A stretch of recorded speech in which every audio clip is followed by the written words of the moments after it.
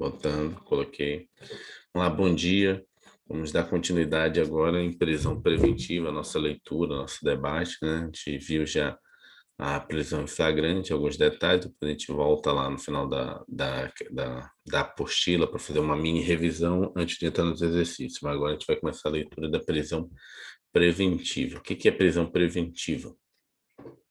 A prisão preventiva continua descrita no artigo 311 do Código de Processo Penal com a seguinte redação: artigo 311.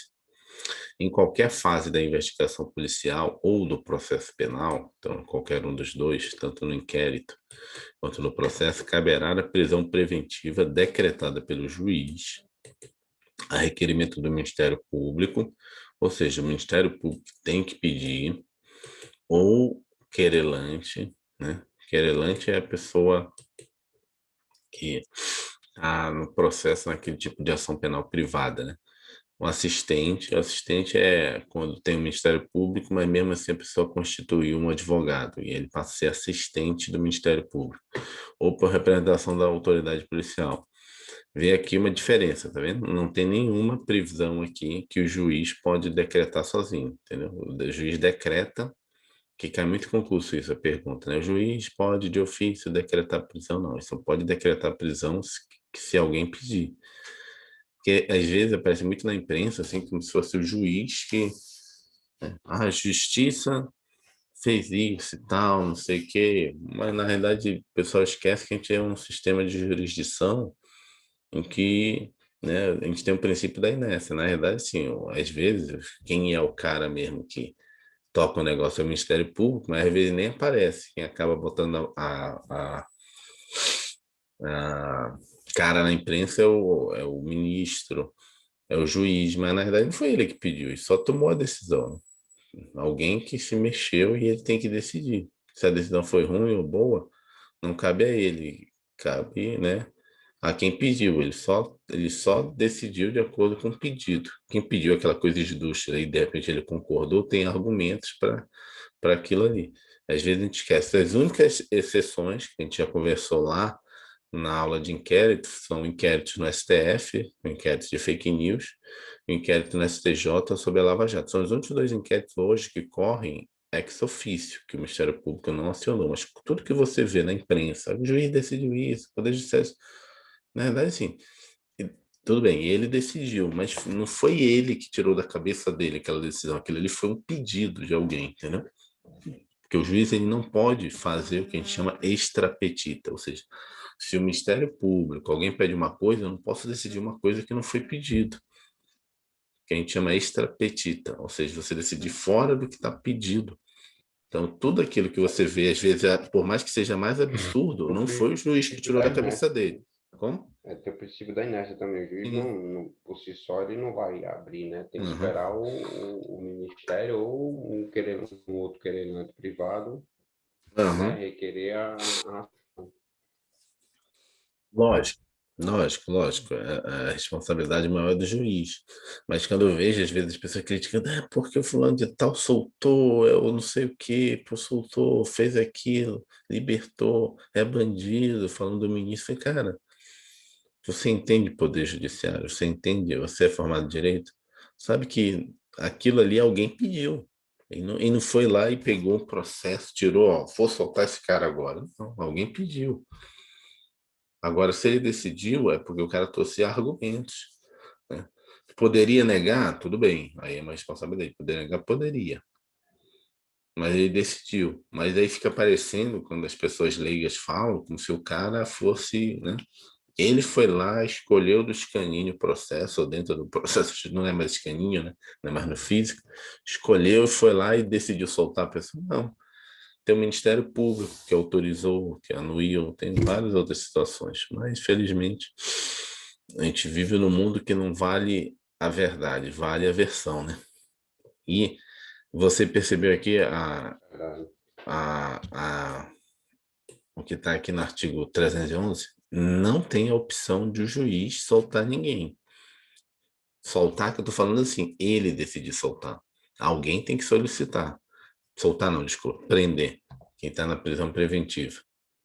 Corta o filme, volta para trás. É decretado, você cai muito em prova. O juiz viu que o cara, sei lá, começou a delinquir, que não sei o que, vai matar, vai prejudicar. Ele não pode fazer nada, é o princípio da inércia. De repente pode fazer, mas é ilegal, igual ocorreu no Lava Jato, que o juiz, de certa forma, começou a conversar com o Ministério Público para fazer, olha, pô, pede a prisão dele, entendeu? Isso ocorre, né? Como é, tanto é que a gente viu que foi anulado o julgamento. Porque o juiz ele tem a mão atada, ele não pode pedir, ele não pode fazer de ofício. Ele acaba, dependendo do tipo de situação que ocorreu na Lava Jato, acaba ficando muito próximo do Ministério Público. Ele fica, pô, pede isso aí, eu preciso, né, fazer isso. Porque ele não pode fazer por conta própria, ele tem o princípio da inércia. Então vamos lá. Como vocês podem ver, a prisão preventiva pode ser decretada durante a investigação policial ou durante o processo criminal. Além disso, sua decretação cabe ao Poder Judiciário, a requerimento do MP, do querelante, do assistente de acusação, ou ainda mediante a representação da autoridade policial na fase da investigação. Vejam, portanto, aqui ó, que não cabe decretação, né? Não cabe mais decretação, prisão preventiva, ex ofício do juiz, entendeu? Ele não pode, não, agora eu vou decretar a prisão preventiva do cara, a cabeça dele, não. Alguém tem que pedir. Ou seja, o juiz não pode mais decretar a prisão preventiva sem que haja provocação. O juiz, antes da alteração da Lei 13.964, chamado pacote de crime, podia decretar a prisão preventiva de ofício, desde que no curso do processo, no curso da investigação, isso já era vedado. Desde que no curso do processo, né? Tinha que ter um processo instaurado. No caso de um inquérito policial, só o delegado de polícia podia solicitar, ou o Ministério Público também, né? No curso da investigação era vedado. Hoje não pode mais, nem mesmo no curso do processo. Então, o juiz não pode resolver prender alguém. Cabimento, pressupostos e requisitos. Vamos lá. Quais são os pressupostos para a decretação da preventiva? Os pressupostos para a decretação da preventiva são dois. Prova de materialidade do delito, né, que é o PEC, prova de existência do crime, né, existência do crime, indícios suficientes de autoria, que é o ISA. É igual lá do inquérito, né? O inquérito tem a mesma característica. Você só abre o inquérito se você tiver a PEC, prova de evidência do crime, e a ISA, índice suficiente de autoria. E o perigo gerado pelo estado de liberdade do imputado. Então, a preventiva é qual o perigo? Esse cara vai influenciar nas testemunhas?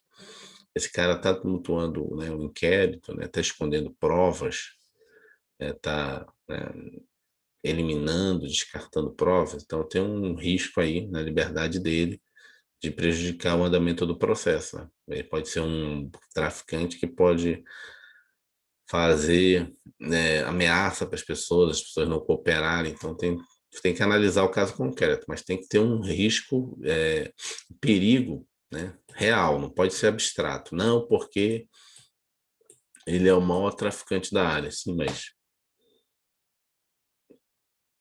qual o perigo nisso? A gente chama de perigo em abstrato. Então, você não pode ter um perigo em abstrato. Você tem que descrever, motivar um perigo concreto da liberdade dele.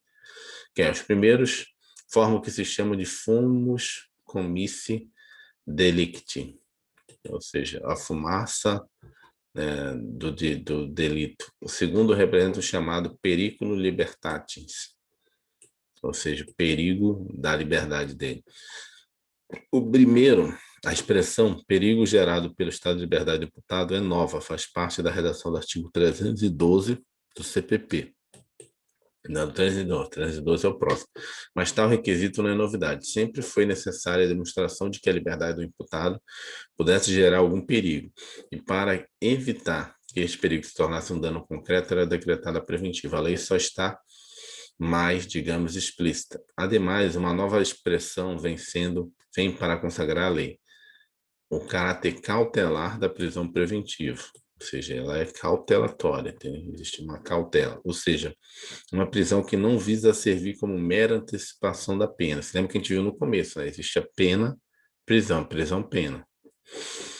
Pena igual culpa, condenação criminal irrecorrível. Assim, se ainda não havia ficado claro para qualquer operador do direito, juiz, advogado, membro do Ministério Público, defensor, delegado, estudante, o caráter cautelar da prisão preventiva parece que agora está bem evidente. O simples fato de ser investigado ou de ser réu não é fundamento para, por si só, decretar-se a prisão preventiva de alguém.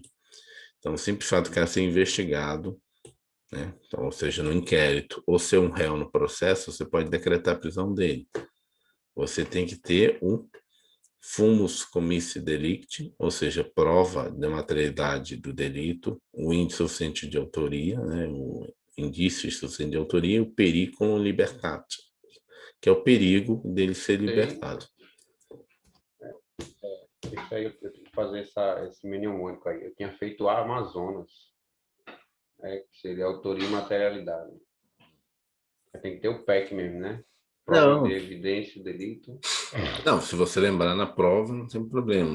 Esses mnemônicos, cada um cria o Não, seu, né? mas Amazonas ele está muito resumido, né? Só ia Uhum. ficar só tipo autoria e materialidade, né? Com prova de materialidade ou prova de evidência, delito. E o outro é qual? É ISA, né? É, Indício suficiente de autoria. é PEC, que seria a prova da existência do crime, ISA, indícios suficientes de autoria. Achei que tá mais Tem. completo. Né? Vamos lá. Mas a prisão preventiva será decretada em que situações, né? Quais são as situações em que se entende existir o periculum libertatis? As situações que autorizam a decretação da prisão preventiva estão elencadas no 312, né? Nas quais há receio concreto de que a liberdade do indivíduo possa prejudicar o processo, a aplicação da lei penal trazendo algum prejuízo no perigo libertatis. Vamos lá.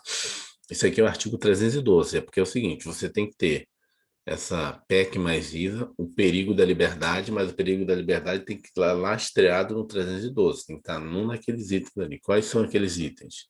Aí vai estar lá, inciso 1, garantia da ordem pública. Existe o perigo de você, ao liberar essa pessoa, né, de repente ela está presa em flagrante, e você prejudicar a ordem pública, né, não garantir a ordem pública. Aí vai explicar aqui, ó, muito criticado por boa parte da doutrina em razão do seu alto grau de abstração. Qualquer pessoa pode ser considerada como garantia da ordem pública, o que violaria inúmeros direitos fundamentais do réu. No entanto, continua em vigor e é válida para uma parte da doutrina e para os tribunais superiores. A doutrina a doutrina clássica conceitua a perturbação da ordem pública como um abalo provocado na sociedade em razão da prática de um delito de consequências graves. Assim, a prisão preventiva se justificaria para estabelecer a tranquilidade social, a sensação de paz em um determinado local, um bairro, uma cidade, um estado, até mesmo um país inteiro. Todavia, a jurisprudência entende que a garantia da ordem pública é um fundamento para a decretação da prisão preventiva, para evitar a reiteração deletiva, né? Ou seja, evitar que o agente volte a delinquir e perturbe a paz pública como um novo crime. Né? Já, vamos ver o 12, o que ele fala aqui. Ele fala aqui, ó. A probabilidade concreta de que o agente volte a delinquir deve estar fundamentada na existência de fatos concretos que assim indiquem, existência de diversos processos ou inquéritos, né, contra o réu, condenações anteriores, ou seja, que indique a dedicação do réu ao crime. Mas, por exemplo, a Igual você doutrina falou que não pode ser abstrato, né? Tem que não ser tem que coisa ser concreto. concreta Mas também. também, nesse caso aqui, também aceita pela doutrina, né, e também no caso concreto, você vê aí, por exemplo, uma cidade pequena do interior, né, e teve assim uma morte violenta, sei lá, a pessoa matou uma criança, estrupou, entendeu? E foi pego. A pessoa é réu primário, nunca fez nada, tem todas né, as características que poderia, né, ter a liberdade provisória, responder em liberdade. Mas imagina uma cidade pequena no interior, saber que um estrupador foi pego, que tinha, sei lá, estrupado duas crianças, degolou. Imagine Mas o juiz dessa já é um. comarca Mas liberar não um cara liberaria desse. não, porque já exclui quando é. Como é que é o nome? Eu não sei se eu estou falando besteira, mas Grave violência? é grave violência, né? Se degolou essas coisas, já não se enquadra dentro da liberdade, né? Eu acho que não, né? Não, mas aí tem que ver o caso concreto, né? Vamos lá. Não está dizendo que o cara foi ele que fez. Ele está com indício, levou o cara para a delegacia. Todo mundo ficou Entendi. sabendo na cidade, porque isso já aconteceu. E daí depois tu digita no Google, você vai ver.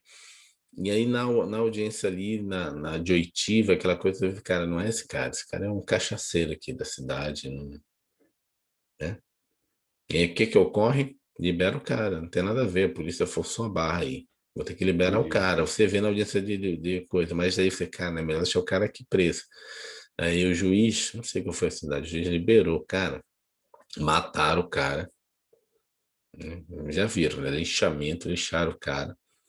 E ainda foram lá no fórum e queimaram o fórum depois. Quebraram, destruíram todo o fórum da cidade, culpando o juiz de ter liberado o cara. E depois, passado algum tempo, nada a ver, né? Não era o cara, um cachaceiro qualquer. Depois, numa outra cidade, pegaram o cara que era realmente o cara que tinha feito a atrocidade. E aí?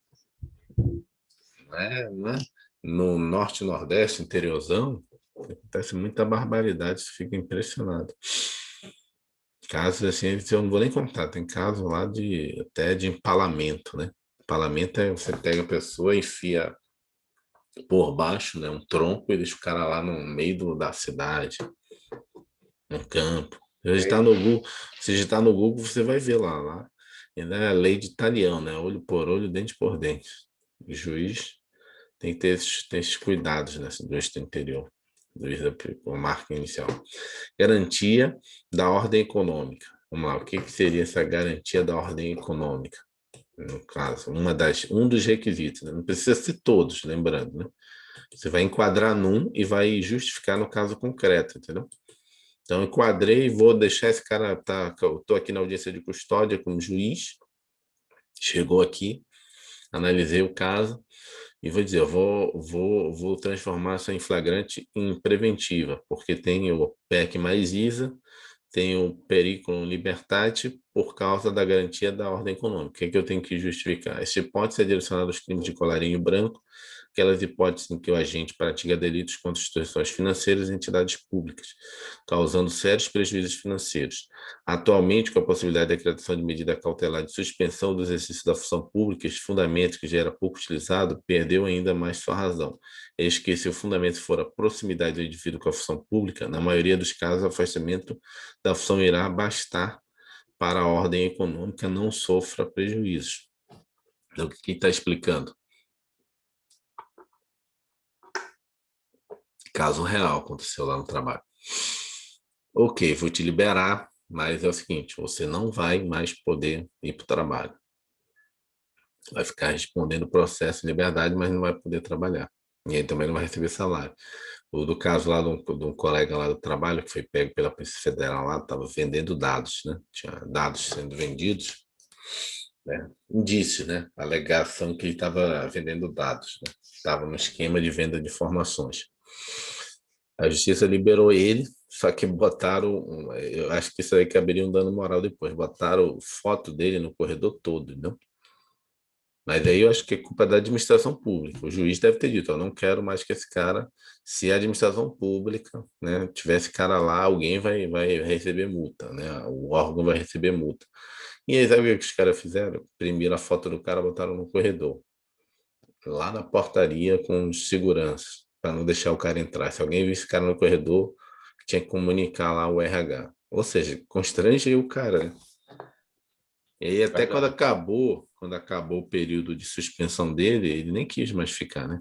Eu conversei com ele depois e falei, cara, não tem sentido, né? Todo mundo viu aquela minha foto, aquela coisa toda. Como é que eu vou voltar a trabalhar num órgão desse? Pediu para ir para outro ministério, né? Porque, pô, todo mundo viu a foto, ou seja, a culpa Mas cabia até dando moral em relação ao órgão. Era só para o foi, cara chegar na sordina, falar com o chefe dele, ó, se ele vier aqui, manda ele voltar, que ele não pode.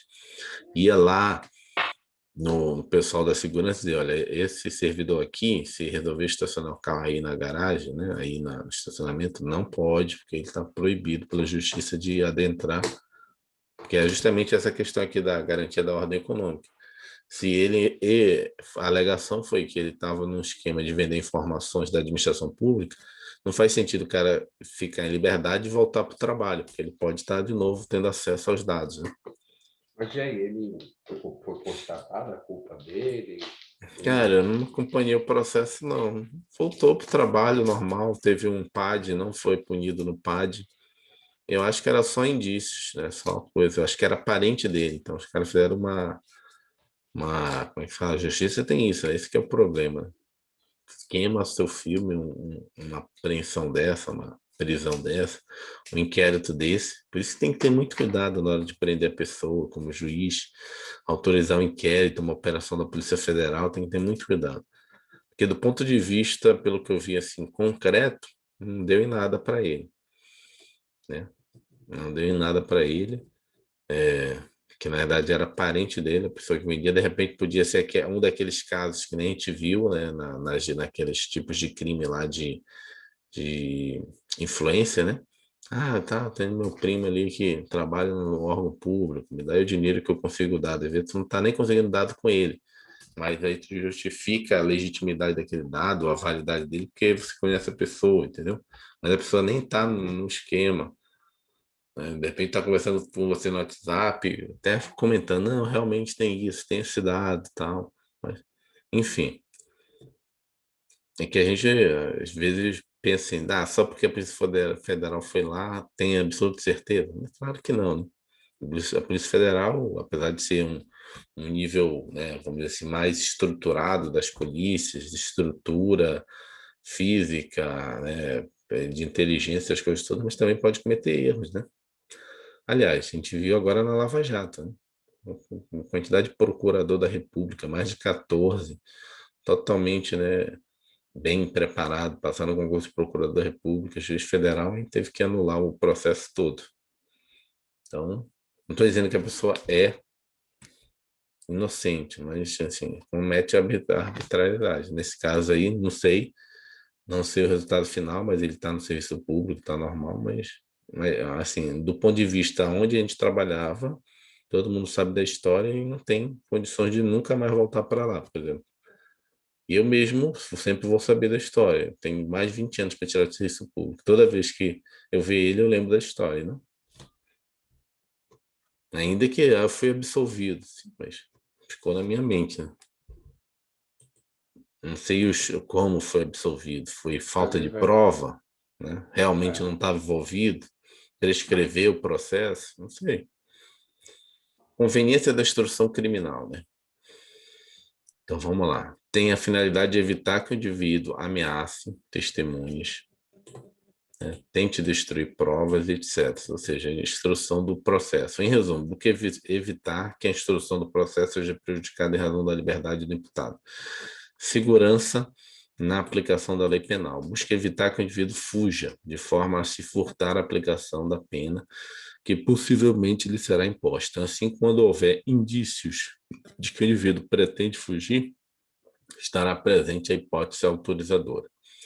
Entretanto, a este artigo 312 foi acrescentado o parágrafo 1º, né, que estabelece outra hipótese de decretação de prisão preventiva, que é o descumprimento de alguma obrigação imposta pelo juiz como medida cautelar diversa da prisão. Como assim? Eu fui lá, liberei o cara do flagrante, falei, você não pode ir lá no órgão público, né? Não pode ter acesso mais àquelas informações, não pode sentar no computador, você vai ficar de casa. Ah, mas se eu não for trabalhar, o cara vai suspender meu pagamento. Sim, mas aí o problema é seu, né? Você não pode trabalhar lá. Eu não quero que você entre no órgão público. Aí ficou nesse impasse também a situação. E aí a pessoa, não quero ficar sem receber salário. Resolvi ir lá. Vou lá, sentar, eu quero trabalhar, não quero deixar de receber, não tem de onde vir dinheiro, senão eu vou passar fome. Aí o órgão público vai lá e comunica ao Ministério Público ou o delegado de Polícia Federal dizendo, olha, o cara veio aqui, está brigando, discutindo com segurança, falou que vai trabalhar de qualquer jeito. Eu diz, olha, eu determinei, né, baseado aqui na garantia da ordem econômica, como não tinha, mas eu determinei aqui, ó, perdeu, cadê? Mas a função, sua maioria, na maioria do afastamento, aqui, ó, afastamento da função bastaria, mas você não quer se afastar, então você descumpriu uma obrigação que eu tinha colocada, para não te deixar preso. Agora eu vou ter que te deixar preso. Então, é o caso de você determina uma situação, vai regime domiciliar, vai ficar de casa. Aí vai lá, o cara foi filmado na rua. Ó, vou te liberar, mas você não pode postar nada no Facebook, no Instagram, não pode fazer nada. O cara vai lá e posta. Então aí Ele mesmo deu causa para a prisão dele, né? Artigo 313. Limita as hipóteses em que a preventiva pode ser decretada, mesmo diante da presença de seus requisitos, ou seja, mesmo na presença desses 4 requisitos, que é o quê? Garantia da ordem pública, garantia da ordem econômica, conveniência da instrução criminal, segurança da aplicação da lei penal. Vamos lá, vamos criar um mnemônio aqui. De repente alguém já deve ter criado. Requisitos da prisão preventiva: ordem pública, econômica, instrução criminal, segurança da aplicação da lei penal. A gente não leu ainda da aplicação da lei penal. Vamos lá. Busca evitar que o indivíduo fuja, fuja ou de forma a furtar a aplicação da pena, que possivelmente será imposta. Assim, quando houver indício de que o indivíduo pretende fugir, então, segurança da aplicação da lei, ou seja, esse cara não vai cumprir a pena, vai ficar solto e vai vazar. Então, sei, depois a gente monta, mas seria econômica, pública, ordem pública, econômica, instrução criminal, aplicação da lei penal. Seria o quê? Sei, depois a gente monta aí. Porque isso sempre cai, os requisitos. Os requisitos da prisão preventiva. O cara coloca um lá, tipo, nada a ver. Instrução, conveniência da exclusão do processo administrativo. Tá errado. Garantir instrução criminal. Dá uma misturada, né? Não, do criminal pode. Instrução criminal. Assim, Do inquérito assim, também pode. Ele pega uma palavra, por exemplo, garantia da ordem econômica. Pega o garantia e junta com instrução criminal, por exemplo. Sim. Aí já para lesar a gente. Lá nas questões a gente vai ver mais, mas criar um mnemônico aí. Artigo 313. Limita as hipóteses em que a preventiva pode ser decretada, mesmo diante da presença de seus requisitos. Ou seja, mesmo na presença desses 4 requisitos, você tem que respeitar, né, o 313. Se estiver presente o 313, não pode prender o cara preventivamente. Ou seja, a prisão preventiva, ainda que presente seus requisitos, né, e fundamentos, só pode ser decretada e se tratar de alguma das hipóteses abaixo. Crimes dolosos punidos com pena privativa de liberdade máxima superior a 4 anos. Ou seja, se eu tiver um crime e eu olho lá naqueles limites de pena, você lembra? Vou lá no Código Penal, vejo lá que o crime do cara é culposo. Já não posso pedir preventivo. O juiz também, mesmo que eu peça, não vai poder decretar, né? Porque é o juiz que vai analisar. Mas eu, como procurador, como delegado, tenho que ter essa noção. Pô, não posso, não faz sentido. Ou seja, o crime do cara não é doloso, foi culposo, né? Disparo acidental, então já não pode. Mas foi, né, uma criança, comoção social, vai prejudicar a ordem pública, mas não está presente o requisito da culpa ali, do dolo.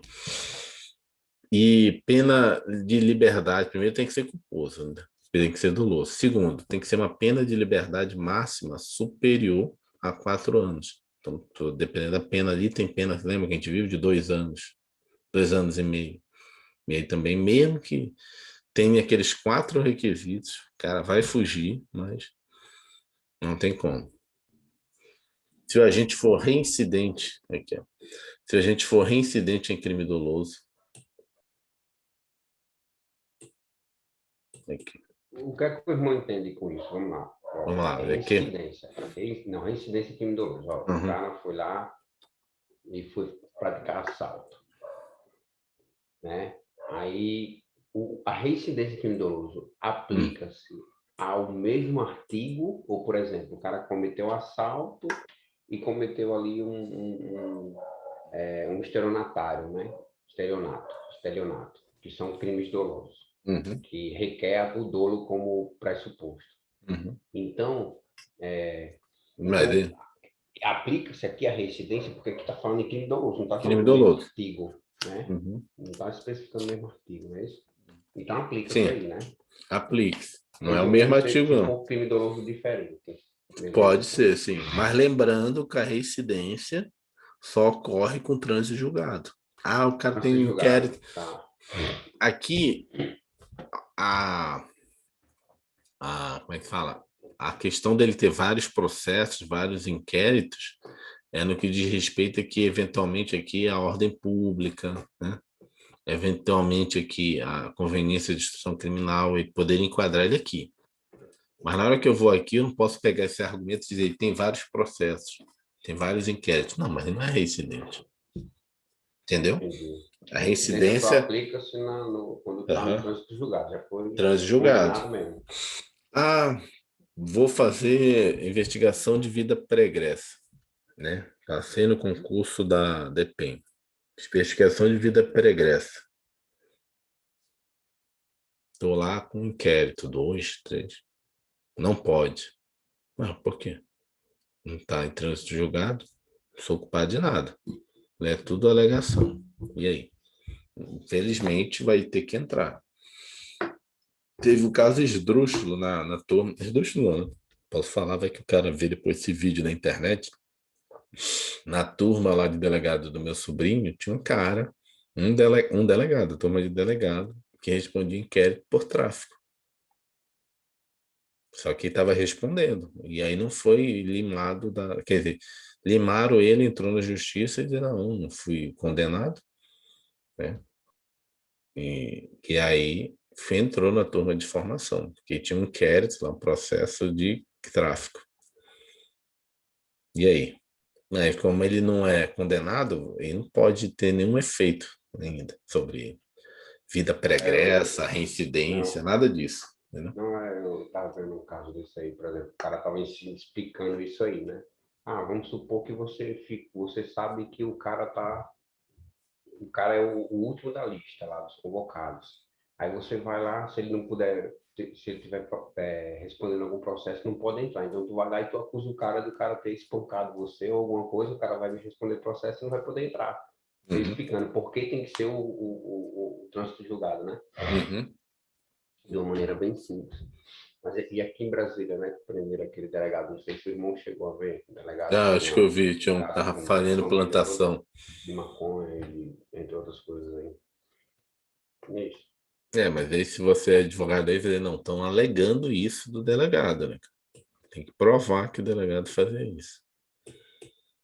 Só se prova no processo. A imprensa é muito esquerdista, né? Aí os caras falam assim, advogado já tem que ter, como é que se fala? Advogado criminalista sempre tem que ter Contraponto, né? essa, não, tem que ter essa nuance na palavra. Que o cara tem até aquela piadinha do advogado que o cara ligou para ele, doutor, matei minha esposa, acabei de matar minha esposa. E é um cara milionário. Não, tudo bem. Quero que você diga que você é seu advogado agora. Se você é seu advogado, eu vou te defender na causa. E os meus honorários vão ser 10 milhões. Doutor, quanto o senhor quiser, o senhor vai ser meu advogado. Tá. Então para de falar que foi você que matou a sua mulher. Estão dizendo que foi você que matou a sua mulher. Não, doutor, mas foi eu. Calma. Alguém tá alegando. Ah, mas eu sou seu advogado, eu que sei. Que advogado tem isso, né? Calma, não vai ser autoincriminando. Calma. Primeiro eu tenho que na verdade você só pode fazer isso depois que o cara te autoriza a ser advogado dele. Porque senão você é uma testemunha do crime. O cara tá te confessando o crime, você passa a ser testemunha. Na hora que você vira advogado dele, não. Aí você não pode ser colocado no processo como testemunha, né? Já que você é advogado, é impossível. Vamos lá, crimes dolosos, punidos com pena privativa de liberdade máxima superior a 4 anos. Então, se for pena menor, você não pode pedir, tem que ser maior. Se o cara for reincidente de crime doloso, ou seja, assim, quando o cara ele é preso, a prisão preventiva, ou seja, já tem uma reincidência de crime doloso, né? Então, se ele não tem uma reincidência, então não pode ser preso. Ou seja, é o que o pessoal fala, ele vai ser solto porque ele é o quê? Réu primário, né? É o caso do cara é réu primário. Quando é que o cara deixa de ser réu primário? Porque ele já tem uma condenação, entendeu? Então, Por isso que sempre quando fala assim, o cara vai ser solto por causa que ele é réu primário. Você lembra esse termo que o pessoal usa? sim, é isso que eu tava com dúvida. Hum. Por exemplo, o cara é réu primário, mas o cara praticou lá um crime bárbaro, né? Mas Cruel, né? ele entrou Ele aqui em pode ser cima. liberado por ser. Hã? Mas ele tá, se for um crime bárbaro, provavelmente vai ser acima de 4. Aí vai enquadrar ele, vai poder ficar preso. Entendi. Então, não há o direito dessa primeira libertação, vamos dizer assim, Não, tem que ser réu primário, mas tem que estar um crime pequeno, entendeu? enquadrado em pequeno, tá? Pequeno, abaixo de 4 anos, né? A pena máxima dele, entendeu? Entendi. Não é assim, eu sou réu primário, tá ok. Não, peraí. Mas você é réu primário, mas seu crime, pô, é violento. Cima é 12 anos, né? Entendeu? Tráfico, Ah, não, entendi. mas foi 12 anos, mas foi tiro acidental. Um homicídio, né, de 12 a 20 anos, né? Mas foi culposo. Aí entra de novo, porque tem que ser doloso. O acima de 4 anos tem que ser doloso. Entendeu como é que você vai fazer a análise na hora?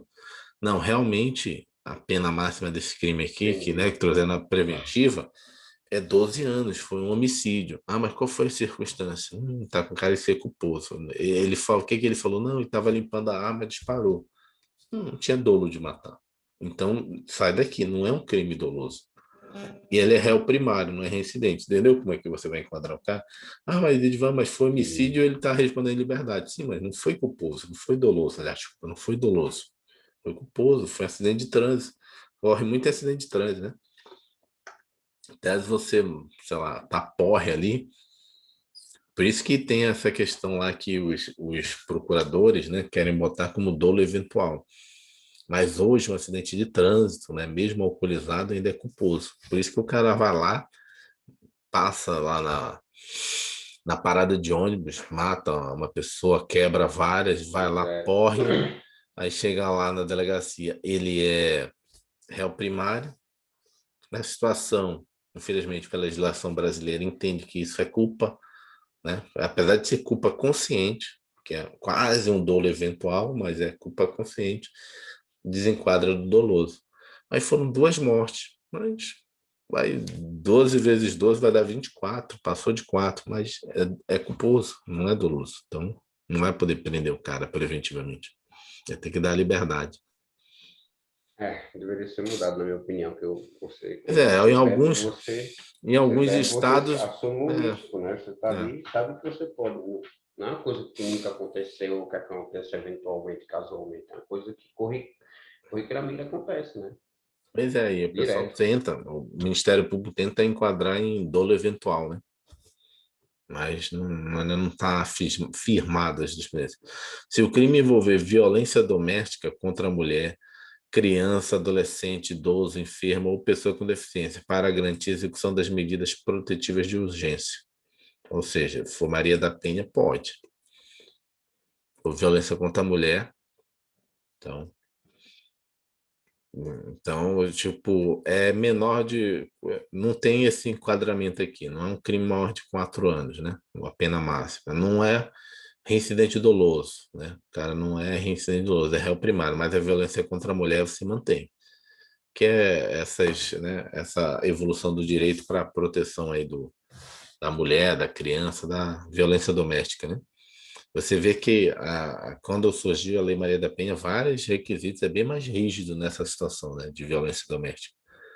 Antigamente era ação penal privada, agora já virou pública. Ah, não tem retratação. A mulher, não, Pública fui lá, incondicionada, tirou. né? Aham, pública incondicionada. Não tem mais retratação. Ah, não quero mais continuar com quem não. Agora já é. Não quero mais. Na verdade, é que estava bêbado, agora ele tá bom, me ama. Não, agora já era. O cara vai ter que responder. Não tem mais como se retratar, tirar. Acontecia muito isso, né? Essa retratação. Que o cara ia lá, chorava, estava bem sem a cachaça. A mulher tem aquela afeto, né? Psicológico, emocional que a pessoa vai lá, ia na delegacia, não, doutor, é ação penal privada, o advogado não pode fazer nada, né? O advogado não, o delegado, né? Tem que encerrar lá o inquérito. Infelizmente resultou em muita morte. Muita morte, e aí a lei foi entendendo, até que chegou aos dados, da informação. Na verdade, teve uma pressão também, né, da sociedade. Vamos lá. Assim, verifica-se, a princípio, a impossibilidade de decretação de prisão preventiva nos crimes culposos. Depois a gente vê lá a nota de rodapé que ele vai falar.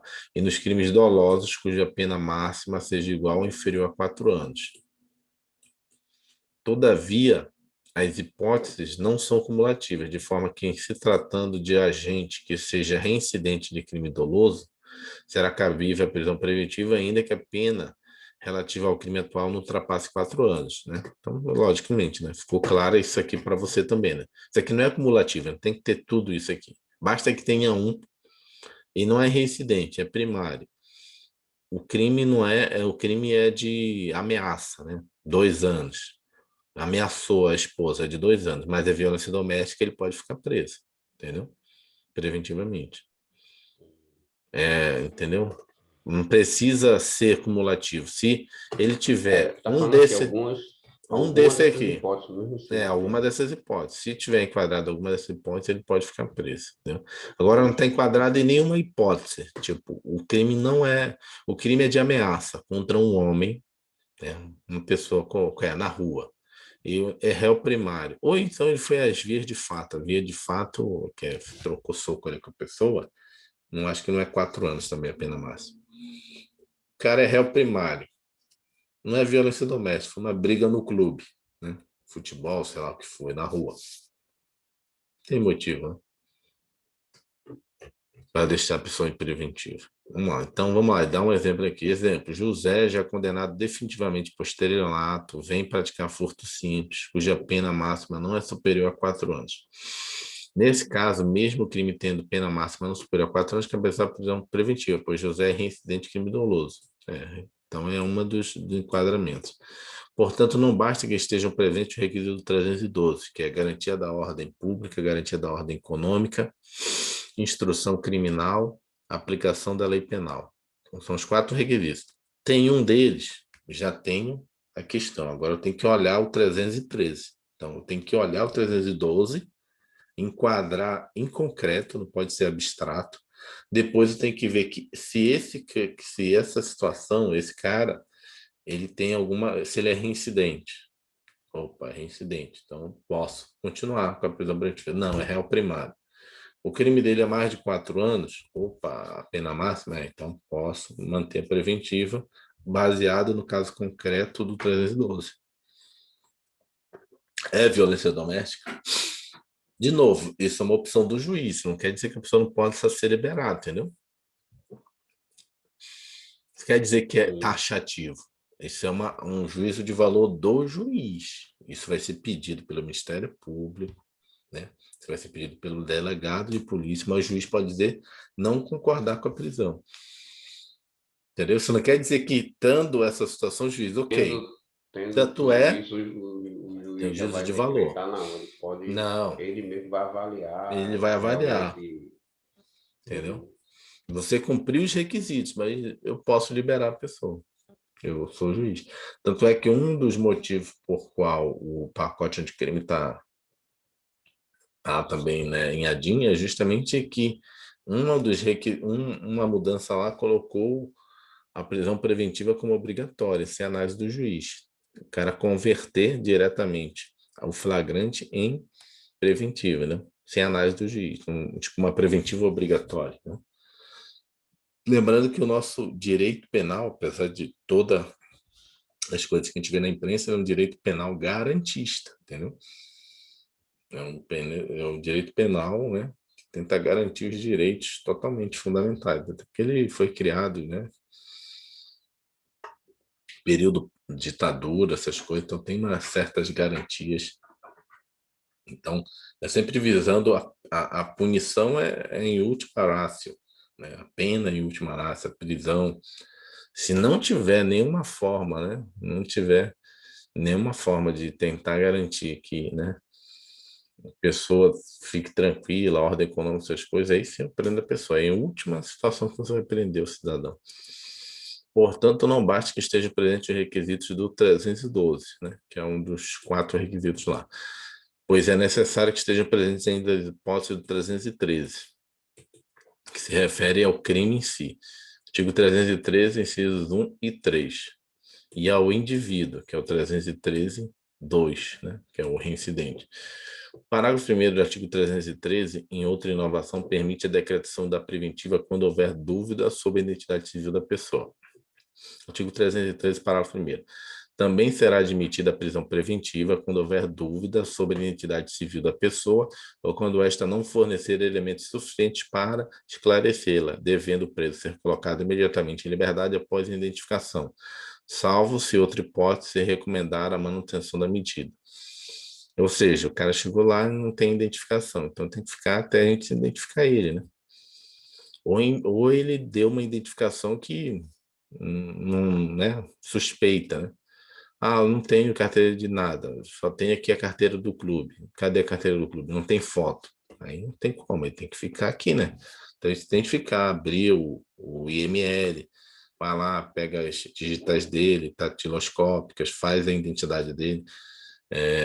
Eu não sei qual é o estado que eu vi o cara achar, porque eu estava trabalhando numa área, logo que eu cheguei aqui onde eu estou, nessa área de identificação civil nacional, ICN. O cara estava falando que, cara, agora eu não sei qual é o estado. Tem um estado aí que toda vez que o cara é preso, eles fazem uma nova identidade para ele. Então, eles atualizam a identidade dele. Sabe, igual quando o banco, o cartão de crédito liga e atualiza os seus dados lá nesse estado, a polícia faz isso. Porque o Instituto de Identificação lá é ligado à polícia. Então, o cara caiu lá, vai ser preso, a primeira coisa que eles fazem, atualização de dados, eu acho que é o maior controle. Atualização de dados, pega novamente a digital do cara, bate uma foto atualizada. E ainda imprime uma carteira nova, que é a nova carteira. Atualiza os dados do cara. E se o cara se não tiver identificação daquele estado, ele faz uma identificação naquele estado. Porque cada estado pode ter sua carteira de identidade, né? Aí faz uma identificação para aquele cara naquele estado. Ah, minha identidade é lá do Pará. Não, agora tu caiu preso aqui, tu vai ter uma identidade aqui do estado, né? Eu achei isso muito estranho. A minha identidade era diferente lá de Natal, né? Quando eu cheguei aqui, o cara tive que fazer outra. Cada estado Mudou pode o ter a sua. número, achei diferente, achei estranho. Vamos lá, artigo 314 do Código de Processo Penal traz uma vedação expressa da possibilidade de decretação preventiva, tá? Decretação da preventiva quando a gente praticar ato acobertado por alguma excludente de ilicitude.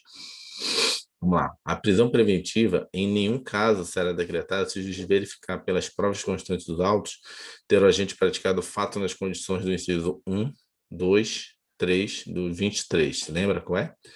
Legítima defesa.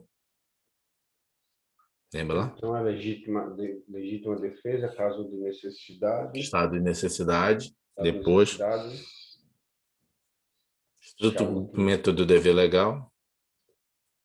só são essas três, né? São quatro. A terceira ela se desdobra em duas, né? A terceira, eu vou ler aqui No para caso, você. são as excludentes de ilicitude, né? Deixa eu botar. A gente tem que memorizar. Vamos lá, 23. Vamos lá, estado de necessidade, legítima defesa, estrito cumprimento do dever legal, estrito cumprimento do dever legal ou no exercício regular do direito. Então, são os três casos que, verificado isso, o juiz também não vai decretar. Né? Vai verificar ali, não, isso daí foi... Né? Tá, todos os requisitos da preventiva, todos. Inclusive o cara é reincidente. Mas nesse caso aqui tem excludente de ilicitude, eu vou ter que liberar o cara. Entendeu? Entendeu a situação? Tu tá no 312, tá no 313. Só que aí tu tem que ver agora o 314. É um dos excludentes de ilicitude. O cara, na realidade, estava se defendendo de uma situação que ele ia ser morto. Estava, então. Mas ele é reincidente. Não interessa. A excludente de ilicitude tem que é uma sequência lógica. Né? Para quem não sabe ou não se lembra, as excludentes de ilicitude são situações nas quais a gente está autorizado a praticar o fato típico, não praticando, entretanto, fato ilícito, legítima defesa, estado de necessidade. O artigo 315 trata da necessidade da fundamentação das decisões. Como já se disse a vocês, a própria Constituição, esse artigo 93, inciso 9, exige que todas as decisões do Poder Judiciário sejam fundamentadas. Essa exigência existe para que as decisões possam ser controladas, de forma a ser avaliado o fundamento que embasa a decisão judicial. Além disso, a fundamentação é essencial para permitir a ampla defesa, já que o prejudicado pela decisão deve saber exatamente os motivos que levaram o juiz a proferir a decisão, a fim de que possa atacá-la em recurso, nos termos do artigo 315 do Código de Processo Penal. Artigo 315. A decisão que decretar, substituir ou denegar a prisão preventiva será sempre motivada e fundamentada, ou seja, o Ministério Público pediu, o juiz denegou. Quais os motivos? Aí o Ministério pode recorrer, né? Recorre para que seja decretada a preventiva. Importante destacar que, ao fundamentar a decretação da prisão preventiva ou outra medida cautelar, o juiz deverá indicar concretamente os fatos novos ou contemporâneos que o levaram a adotar a medida. A prisão preventiva, conforme sua natureza cautelar, não é uma punição, mas uma medida que visa garantir alguma coisa, instrução criminal, aplicação da lei, ordem pública, etc. Assim, é possível que as circunstâncias que autorizam ou não a sua decretação mudem ao longo do tempo. Caso isso ocorra, poderá o magistrado revogá-la, torná-la ou tornar a decretá-la, no caso de deixarem de existir razões ou surgirem novas razões, respectivamente, nos termos do artigo 316. Ou seja, não tem aquela situação, mas depois do Ministério Público vem, olha, nossa, piorou, a situação está complicada, e aí tem que decretar a prisão do cara. Artigo 316. O juiz poderá, de ofício ou a pedido das partes, revogar a prisão preventiva. Ele aqui é revogar, de ofício é revogar. Aqui, ó, de ofício, revogar. Revogar no ocorrer, né? Se no ocorrer da investigação ou do processo verificar a falta de motivo para que ela subsista, bem como novamente decretá-la, se sobreviver as razões que a justifiquem. Veja que, diferentemente do que ocorre com a decretação da preventiva, a revogação da prisão preventiva pode ser realizada de ofício pelo juiz. Novidade importante trazida pela Lei 13.994/19 é a prisão de que a necessidade de que a prisão seja reavaliada a cada 90 dias. Isso aqui foi o rolo que deu no STF, você se lembra? O ministro Marco Aurélio liberou um cara, sei lá, um traficante do PCC da alta cúpula, por causa disso aqui, porque se decretada, ele estava em preventiva, passou 90 dias, ninguém avaliou a prisão dele, e aí o advogado dele, né, recorreu, chegou no Supremo, realmente ninguém avaliou. É porque essas mudanças da lei, da pacote de crime, do pacote de crime da Lei 13.964, tem muita coisa aí que ainda vai ter que passar, né, pelo crivo. Tem o juiz de garantia, que também aí. Hoje já tem falta de juiz. Se você for ver aí, tem muita comarca, muito estado que está na beira aí para fazer concurso. Só aqui em Brasília está faltando mais de 100 juízes, né? Tá, cargo vago. Qualquer local está em cargo vago de juiz, né?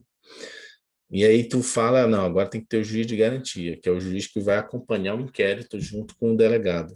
Quem é que vai fazer isso? Os que já estão, que está faltando gente. Só que tem mais, por exemplo, dependendo do local e pela legislação, não sei se você entendeu isso na hora que a gente estava lendo sobre o juiz de garantia, o juiz que atuar como juiz de garantia ali naquele momento de investigação, né, inicial ali do inquérito, ele não pode ser o juiz da ação penal que vai julgar. Ou seja, uma comarca pequena, e aí? Tem que ter dois, se não consegue nem ter um. Por isso que foi suspenso, né? Eu acho que vai muito aqui. Ah, não, vai dar muito. Então depois a gente continua aqui, esse resumo aqui. Verdade. Dá para fazer hoje ou... Eu vou ver aí, porque hoje eu vou ter que ir lá no trabalho, e depois fica só provisório. Vamos lá, a gente estava aqui, ó. Opa, compartilhar. Vamos só acabar essa página aqui, que ali, na verdade, embaixo é o resumo, não tem explicação. Vamos lá, o que a gente leu foi isso aqui. Cadê não? Onde foi que a gente leu aqui? Trata 315, né? 315. Não queria que está substituindo negar a prisão, será sempre fundamentado. A gente leu agora que de ofício o juiz pode revogar. Tem o 316 agora, isso aqui que a gente está argumentando, né? Ele pode ser decretado, tem que ter a cada 90 dias reavaliação da preventiva, que deu problema com o ministro. Parágrafo único. Decretada a prisão preventiva, deverá o órgão emissor de decisão revisar a necessidade de sua manutenção a cada 90 dias, mediante decisão fundamentada de ofício, sob pena de tornar a prisão ilegal. Então, foi isso que ocorreu lá, que o ministro Marco Aurélio liberou o cara. Ele entendeu que a prisão estava ilegal. Tem cara aí que está em preventiva há 2 anos.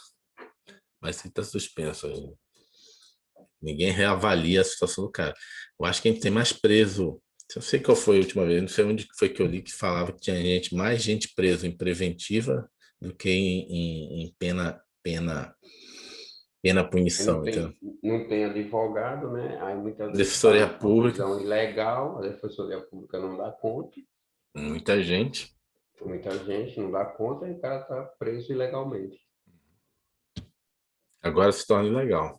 Como se vê, a cada 90 dias deverá o órgão prolator de ofício da decisão revisar a necessidade de manutenção da prisão de forma fundamentada. Finalizando, vejamos um esquema rápido com as principais informações quanto à prisão preventiva. Deixa eu reduzir um pouco mais aqui para a gente ver tudo. Aqui, até aqui.